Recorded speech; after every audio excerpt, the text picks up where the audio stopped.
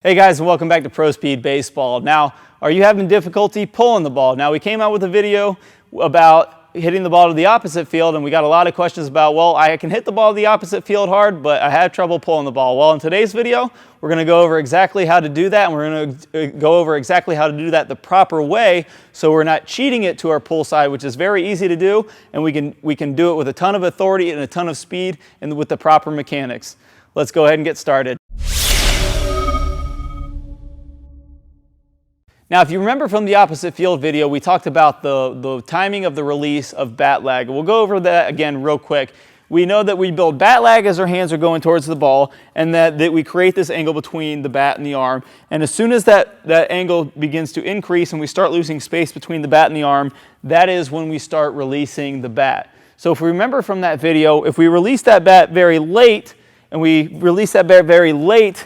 we'll hit that ball off to our opposite side. So if we hold that angle for a long time and then we release it, we're going to effectively hit the ball to the opposite field. So if we also remember from that video, if we release early, we hit that ball to our left field.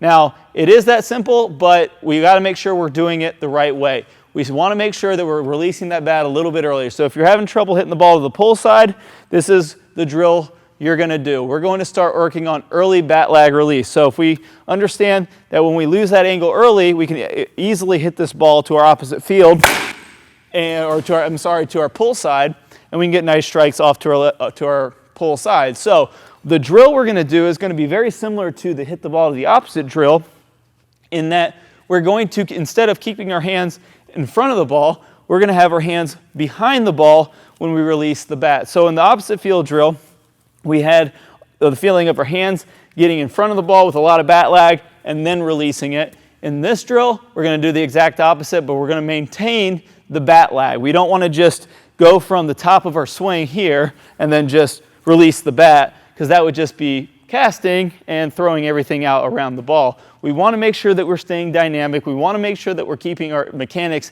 efficient, and we have to create bat lag in order to do that. And remember, we create bat lag through having relaxed hands and taking them in a direct route to the ball. So what we're going to do here is we're going to set up for a down the middle pitch, and we are going to do the same progression of drills that we did with the opposite field. We're going to go ahead and get into our load stride, and we're going to get our hands going towards the ball, and we're going to create that bat lag. But instead of getting the hands really far forward, we're going to keep the hands kind of back here.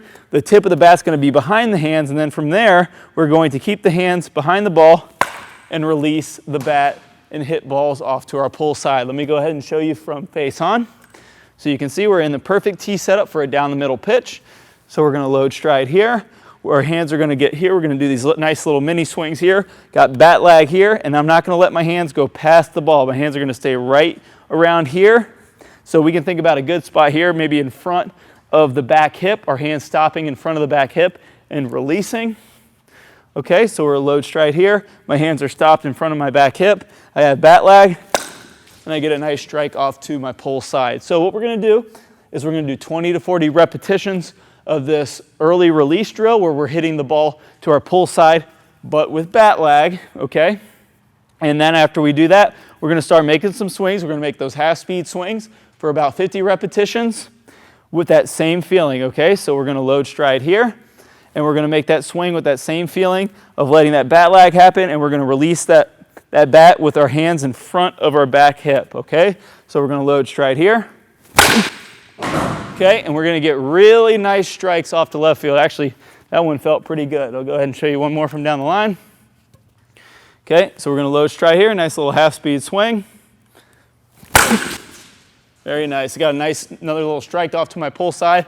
I really felt like my hands where I was building bat lag until my hands got in front of that hip, and then I was releasing that bat head so I could get it out to left field. Now, if you notice, I wasn't just yanking these balls down the line. These balls were hit off into the nice left center, which is where we're going to want to hit them when we're set up for a down the middle pitch. So if we notice we're hitting the ball too far to left field, we might be losing that bat lag a little too early. We might not be creating that bat lag. The bat might be out here, and we might just be hitting around it. Make sure you're not doing that. That's going to be very important in learning how to hit the ball to our pull side correctly. So guys, 20 to 40 repetitions, just feeling that out, stopping that bat in front of the hip and releasing.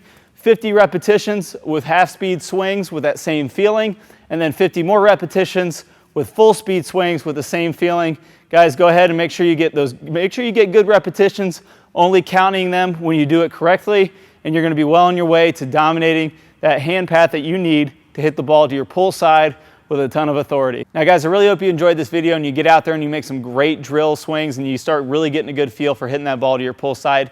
But this drill and this feeling is only part of the equation. To really become truly efficient with your swing, you got to get the right amount of extension, you got to get the right amount of synchronization in your swing. And in Pro Speed Baseball's new free bonus video that I'm going to play a preview of at the end of this video, we go over one drill that does just that. It helps you sync up your swing, getting the right amount of extension at the right time. I highly recommend that you guys check that out. You can click on the link that pops up in the preview or in the description below, and you can see that whole video absolutely free. Go ahead and check that out. Let me know what you think. And if you guys have any questions or comments, make sure you leave them in the comment section below. And as always, if you could, like, subscribe, and +1 this video on Google. It always helps us grow the channel, and we appreciate it every single time you guys do. Thank you so much again for watching, guys. Good luck with your games. Good luck with your swings, and we'll see you guys soon. These are all symptoms to improper sequencing in the swing and not getting the right amount of extension at the right time, or where we want to make contact with the ball in relationship to where we want to be extended after contact. And that's the key one. We do want to be extended after contact.